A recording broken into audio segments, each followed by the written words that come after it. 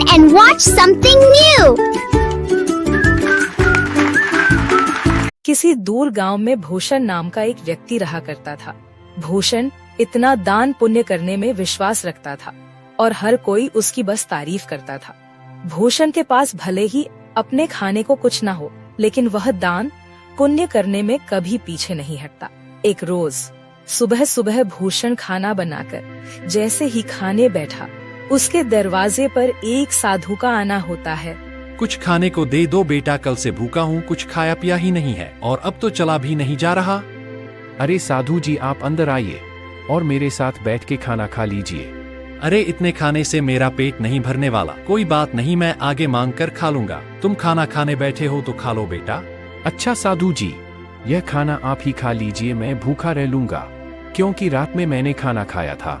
इतना कहकर भूषण अपनी थाली उस साधु जी की तरफ बढ़ा देता है। साधु जी भी खाना देखकर दोनों हाथों से जल्दी जल्दी खाने लगता है और खाना खाने के बाद साधु जी भूषण को ढेर सारा आशीर्वाद देते हुए कहते हैं, भगवान तुम्हें हमेशा खुश रखे बेटा। तुमने अपने हिस्से का खाना मुझे खिलाया है। आजकल ऐसे दानवीर लोग मिलते ही कहाँ हैं। तुम्हारा भला हो बेटा। इतना कहकर साधु जी वहाँ से चले जाते हैं, लेकिन भूषण को भी भूख लगी थी। अब वो रसोई में जाकर रसोई में रखे डब्बे को देखने लगता है, जिसमें अन्न का एक दाना भी नहीं था। चलो कोई काम देखता हूँ, कहीं से खाने पीने का बंदोबस्त तो हो जाएगा। बस उस बेचारे का पेट भर गया, मुझे बहुत सुकून मिल रहा है। अब भूषण घर से निकलता है, तभी उसे गांव का मदनलाल देखकर अपनी पत्नी से कहता है, अरे कब से यह अनाज की बोरियां अकेले ही उठा रहा हूँ। अभी भूषण को बुलाता हूँ, तुम देखना वह कैसे मेरी मदद करेगा। उसे तो वैसे भी लोगों की मदद करने का भूत सवार है। खुद भले ही जेब में फूटी कौड़ी ना हो, लेकिन बड़ा दानवीर बनता है। अब मदनलाल भूषण को आवाज लगाकर बुलाता है, अरे क्या हाल चाल है मदन भाई, सब ठीक तो है ना? ये अनाज की बोरियां खेतों से ला रहे हो क्या? अरे हाँ, खेतों से अभी 10 बोरियां और लानी है, लेकिन मैं बहुत ज्यादा थक गया हूँ। तुम थोड़ा हाथ बटा देते तो मेरा काम जल्दी हो जाता। अरे क्यों नहीं, चलो चलो, मैं आपके साथ मिलकर खेतों से आपके घर तक बोरियां पहुंचा देता हूं। बड़ा ही बेवकूफ है और इसे बेवकूफ बनाना भी आसान है।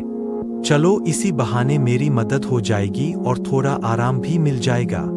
इतना कहकर मदनलाल भूषण से अब कई सारी बोरियां खेत से घर रखवाता है, लेकिन भूषण तो भूखा था। उसे भूख भी बहुत तेज लग रही थी। अब बोरियां रखने के बाद मदनलाल भूषण से कहता है, बहुत बहुत शुक्रिया भूषण भाई। अगर तुम ना होते ना तो मुझे यह बोरियां ढोते ढोते रात हो जाती। कई घंटे बोरियां ढोने के बाद भूषण थक जाता है और अब वह उधार लाला की दुकान से राशन लेकर खाना बनाकर खाता है। अगली सुबह उसके दरवाजे पर किसी के रोने की आवाज आ रही होती है। भूषण नींद में होता है और दरवाजा खोलता है तो देखता है उसका पड़ोसी बिरजू अपनी पत्नी को पीट रहा है। अरे अरे बिरजू, तुम अपनी पत्नी को इस तरह क्यों मार रहे हो? अरे क्यों न मारूं मेरी पत्नी, मेरी मर्जी। तू कौन होता बीच में बोलने वाला? देख बिरजू, ऐसे सुबह सुबह मारपीट करना सही बात नहीं है। पूरे गांव के लोग इकट्ठा होकर यह सब देख रहे हैं, यह अच्छा है क्या? अरे भूषण बेटा, तू भी किसे समझा रहा है? इसे समझाना मतलब अपना सिर दीवार पर मारने वाली बात है। जरूर सुबह सुबह चमेली से पैसे मांगने के लिए ला रहा होगा। पीने को पैसे नहीं होंगे ना इसके पास।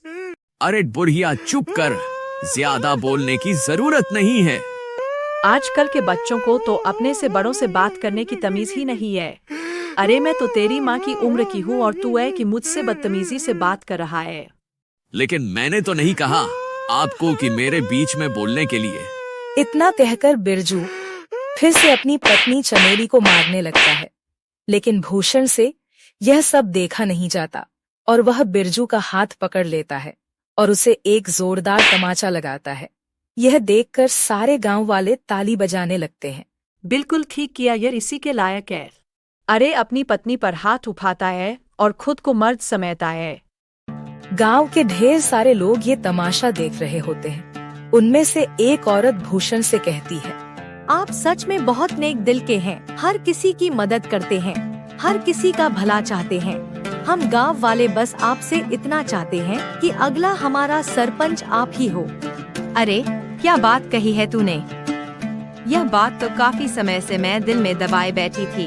अरे हाँ हाँ बिल्कुल, भूषण भाई गांव का सरपंच बनेंगे तो गांव में विकास होगा, तरक्की होगी। उस सज्जन सिंह के पास तो गांव के लोग जाने से भी डरते हैं, और रही उसे कुछ कहने की बात तो कोई भी उसके सामने मुंह नहीं खोल पाता। भूषण हर किसी की हर तरह से मदद करता था, जिस वजह से गांव के लोग भूषण को अपना अगला सरपंच बनाने का फैसला करते हैं। अब सरपंच तक यह बात पहुंचती है। सरपंच तिलमिला उठता है। क्या भूषण की इतनी हिम्मत खाने को लाले पड़े हैं, लेकिन सरपंच बनने का सपना देख रहा है, इसे तो मैं छोड़ूंगा नहीं। अरे हाँ मालिक, और तो और गांव वाले कह रहे हैं कि चाहे कुछ भी हो जाए, सरपंच तो भूषण ही बनेगा। अब आपको ही कुछ करना होगा, वरना भूषण आपकी गद्दी लेकर ही मानेगा। सरपंच अब सोच में पड़ जाता है कि वह ऐसा क्या करे जिससे उसके रास्ते का कांटा भूषण हमेशा हमेशा के लिए इस गांव से चला जाए। अगले चुनाव में गांव के लोग भूषण को सरपंच बना देते हैं।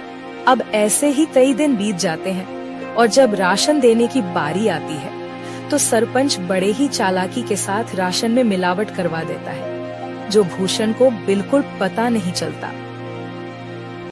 अरे बेटा, तुझे सरपंच बनता हुआ देख बहुत खुशी हो रही है। अब कम से कम राशन तो समय पर और अच्छा मिलेगा। अरे हाँ हाँ, सब कुछ अच्छा ही होगा।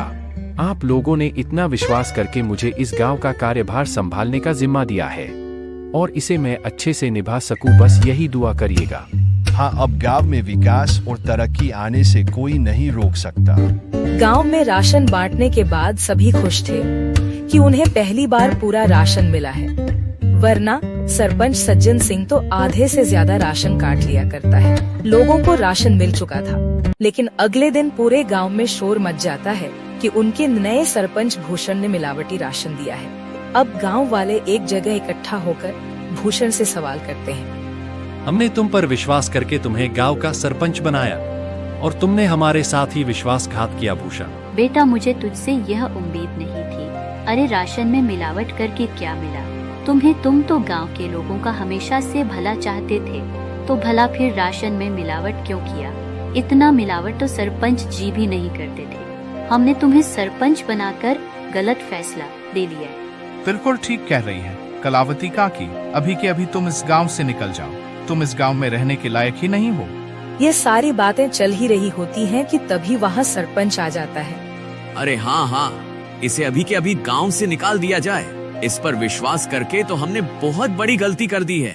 अब भूषण को गांव वाले गांव से निकाल देते हैं। सरपंच और उसका नौकर बहुत खुश थे, क्योंकि यह सब किया धरा तो उनका ही था। अब गांव से निकलने के बाद भूषण काफी दूर आ जाता है। वो थक कर एक पेड़ के नीचे बैठकर गांव वालों के बारे में सोचने लगता है। जिन गांव वालों का मैंने इतना साथ दिया, खुद से पहले उनके बारे में सोचा, आज उसी गांव ने मुझे निकाल दिया। अरे राशन में मिलावट भला मैं क्यों करूंगा, और अगर मैंने गांव वालों के राशन में मिलावट नहीं की है तो फिर यह सब जरूर सरपंच का काम है। कोई बात नहीं, मेरे इतना कहने पर भी गांव वालों ने मेरा साथ नहीं दिया, मैं इसे कभी नहीं भूलूंगा।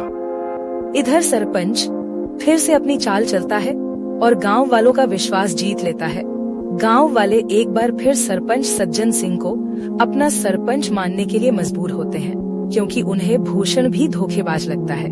ऐसे ही धीरे धीरे महीना बीत जाता है और भूषण का कहीं अता पता ही नहीं था। एक रोज सरपंच का नौकर जंगल के रास्ते घर आ रहा होता है। तभी वह दो आदमी को बातें करते हुए सुनता है, जो भूषण के बारे में बात कर रहे थे। अब वो नौकर घबराता हुआ घर पहुंचता है और सरपंच से कहता है, मालिक, मैंने दो लोगों को आपस में बातचीत करते हुए सुना है। वो दोनों भूषण के बारे में बात कर रहे थे। वो जंगल में जो झोपड़ी है ना, उसी में भूषण आत्महत्या कर लिया है, और यह करीब एक सप्ताह पहले की बात है। क्या इसका मतलब मेरे रास्ते का कांटा अब हमेशा हमेशा हमेशा के लिए मेरे रास्ते से हट गया है? चलो अच्छा है। और तो और मालिक, यह बात तो गांव वाले भी जानते हैं। न जाने उन तक यह बात किसने पहुंचाई। हो सकता है उन्हीं लोगों ने पहुंचाई हो जो बात कर रहे थे। अरे गांव वाले बहुत ही मतलबी हैं। भूषण ने गांव वालों का कितना साथ दिया, और गांव वाले भी यही कहेंगे कि भूषण ने शर्म के मारे आत्महत्या कर ली। गांव वालों के साथ साथ सरपंच को भी अब पूरा यकीन हो गया था कि भूषण ने आत्महत्या कर ली है। लेकिन कुछ दिनों बाद भूषण सरपंच के दरवाजे पर पहुंचता है। शाम का समय था, चारों तरफ अंधेरा छा रहा था। सरपंच अपने नौकर को आवाज लगाकर कहता है, अरे सामने देख, जरा कोई खड़ा है क्या? मुझे तो ऐसा लग रहा है कि सामने भूषण है, मतलब भूषण का भूत। मालिक, ये भूषण का भूत ही लगता है। ये आपसे बदला लेने आया है। मैं तो चला यहाँ से, मुझे भरी जवानी में नहीं मरना। मेरे 4 बच्चे हैं और 2 बीवियां हैं। सरपंच का नौकर इतना कहकर वहाँ से दुम दबाकर भाग निकलता है। भूषण जैसे जैसे आगे बढ़ रहा था, सरपंच पसीने से तरबतर हो रहा था। वहीं रुक जा भूषण का भूत, तुझे क्या चाहिए? मैं तुझे सब कुछ देने के लिए तैयार हूँ, अपना घर, जमीन, पैसा, लेकिन मुझे मारना मत। मैं तुम्हें नहीं छोड़ूंगा। तुमने मुझे बदनाम किया है। अब तुम ही यह सच गांव वालों के साथ सामने बोलोगे, वरना मैं तुम्हें मार डालूंगा। अरे हाँ, मैं गांव वालों के सामने सच को बोलने के लिए तैयार हूँ, लेकिन मुझे मारना मत। अब सरपंच रात के समय ही गांव वालों को इकट्ठा करके सबके सामने सच को बोलता है कि उस दिन राशन में मिलावट उसने और उसके नौकर ने की थी। आप लोग भले ही मुझे भूत समझ रहे हो, लेकिन मैंने अपने आत्महत्या की खबर झूठी फैलाई थी ताकि मैं चोर को पकड़ सकूं, और चोर आप सभी के सामने है। मैंने हमेशा लोगों का भला किया, तभी तो आप लोगों ने मुझे इतने सम्मान और प्यार के साथ दानवीर कहा। भाई, मुझसे गलती हो गई, मुझे माफ कर दो। मैं तुम्हारे आगे हाथ जोड़ता हूँ। अब उसी वक्त गांव वाली सरपंच को गांव से निकालकर सरपंच की जगह भूषण को गांव का सरपंच बनाते हैं और भूषण से माफी मांगते हैं कि वह सरपंच की बातों में आ गए थे और उन्होंने बिना सोचे समझे उसे गांव से निकाल दिया था। Like, share and subscribe to our channel for more fun and exciting videos. We would love to have you join our community.